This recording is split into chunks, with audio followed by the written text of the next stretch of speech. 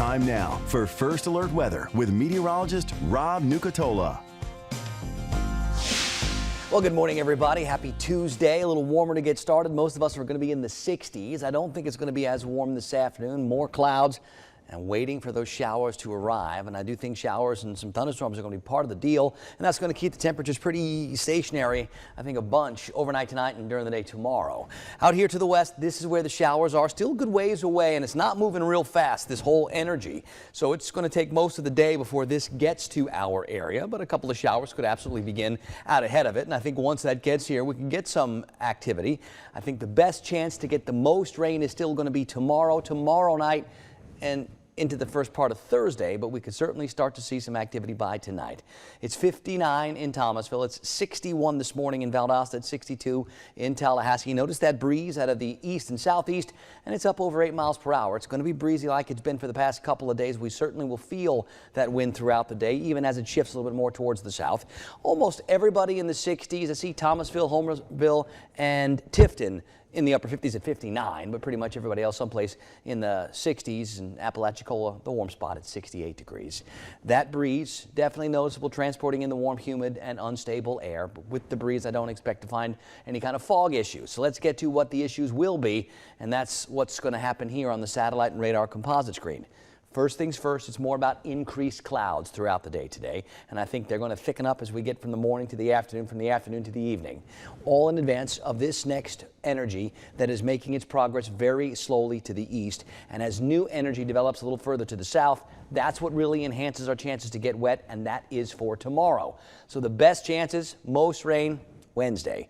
Doesn't mean we don't get some showers or some storms on Tuesday. Areas well west of here, a much better chance for that, plus a much better chance for some bigger thunderstorms. By the time that gets to us, I think the threat for dangerous weather is a little bit lower, but we will certainly keep our eyes on it. And it's going to take maybe until Thursday afternoon to get this whole mess cleared through the area to the east. Watch here in the futurecast. We get to about 6, 7 o'clock tonight, and I do think there can be some showers by then. I don't expect it to be big, heavy, dangerous storms and huge amounts of rain, but I think we're talking about some waning showers for the evening hours.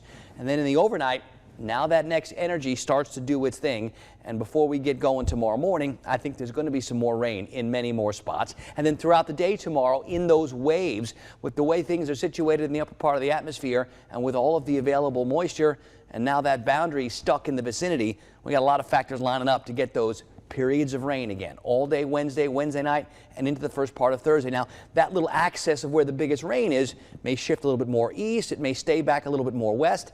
That's the part we'll be fine-tuning during the next 24 hours, because where that sets up shop, it's going to make a big difference on which areas get the most rain. In some areas, you'll get a whole lot of rain when this is all said and done. Other areas won't get anywhere near as much.